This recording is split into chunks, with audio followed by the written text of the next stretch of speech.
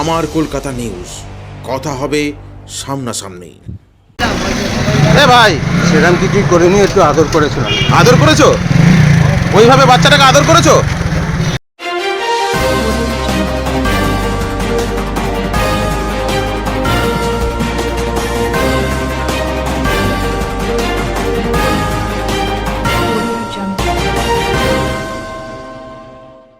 চার বছরের নাবালিকাকে শ্লীলতাহানি অভিযোগ এক ব্যক্তির বিরুদ্ধে। ঘটনাটি চুঁচুড়ার মিয়ারবেল অঞ্চলের। পরিবার সূত্রে জানা যায়, গত ২৬শে ডিসেম্বর মঙ্গলবার প্রতিবেশী ৫৫ বছর বয়সী গোপাল পাত্র নামক এক ব্যক্তি প্রতিবেশী নাবালিকাকে সাইকেলে চাপিয়ে তার বাড়িতে নিয়ে যায়। তারপর সেই নাবালিকাকে অশ্লীল ছবি দেখাতে শুরু করে। বিষয়টি পরবর্তী সময়ে নাবালিকা তার বাড়িতে জানালে পরিবারের লোকজন গোপাল পাত্রের বাড়িতে যান, কিন্তু তিনি সেই দিন থেকে পলাতক ছিলেন। আজ সকাল বেলায় গোপাল বাড়িতে এলে চড়াও হয় পরিবারসহ স্থানীয়রা। ঘটনার খবর পেয়ে ঘটনাস্থলে পৌঁছয় চুঁচুড়ার থানার পুলিশ।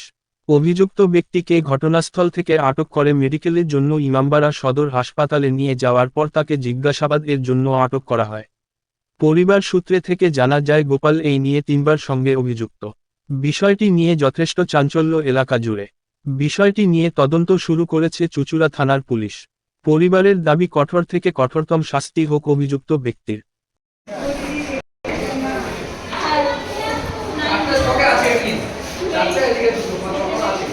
আরে মুখ চাপা দিয়ে আর কি হবে?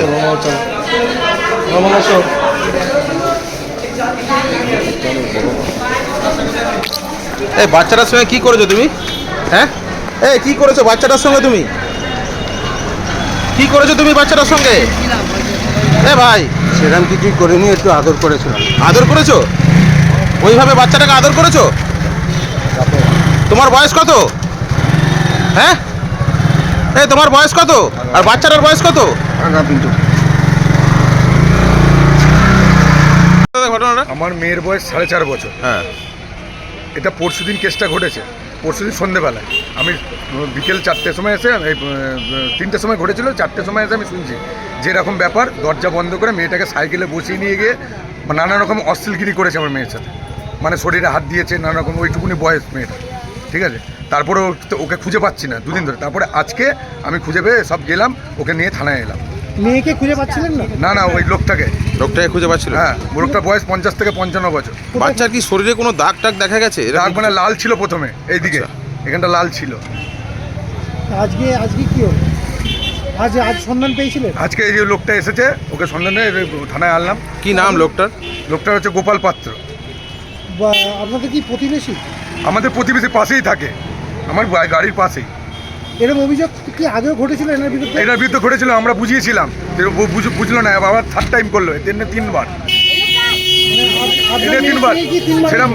এটা হচ্ছে বেশি করেছে এটা। গোপাল বলছে কিছু করিনি, শুধু আদর করেছিলাম। গোপাল আদর মানে অন্যরকম আদর। এটা আদর কিরকম, আমরা কিরকম খাই, আমরা মুখে একটু চুমুটুমু খেলাম বাচ্চাটা, এটাই আমরা আদর কিরকম।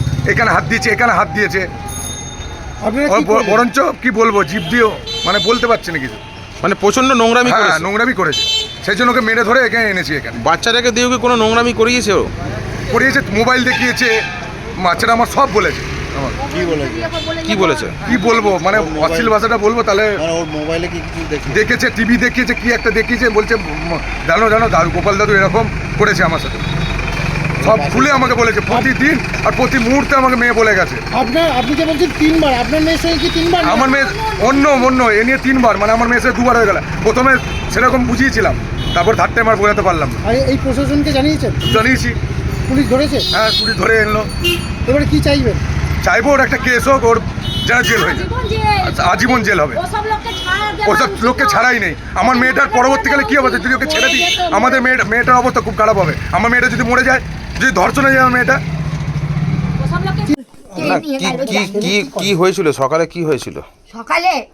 সকালে কিছু হয়নি মানে তো। কি হয়েছিল? কেন মারলো সবাই? ও ও আমার ছেলে না কেউ অন্যায় করেছে, ওই জন্য মেরেছে? হ্যাঁ। আপনি কি জানেন যে অন্যায় করেছে এরকম বাড়িতে? আমি তো ছিলাম না, জানবো কি করে? আচ্ছা, আমার অসুখ তো, তাই জন্য আমার মেয়ে নিয়ে গেছে ডাক্তার দেখাতে। এইবার ডাক্তারতে কি ছেলে কি করে?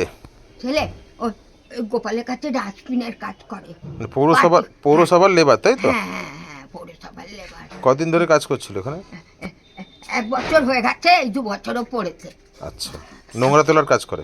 ওই বালতিতে থাকে না, ওই কত বছর ধরে করে? 2 বছর 2 ধরে। বছর পড়েছে, 1 বছর হয়ে গেছে, এই 1 বছর। আগে কি করতো? যা পেতো তাই করতো, টোটো চালাতো।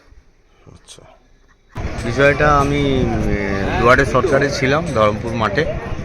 ইন দি মেন টাইম আমার কাছে ফোন এলো একটা, যে এই ধরনের ঘটনা ঘটেছে, বহিরাগত ছেলেরা এসে মারধর কাটর করছে।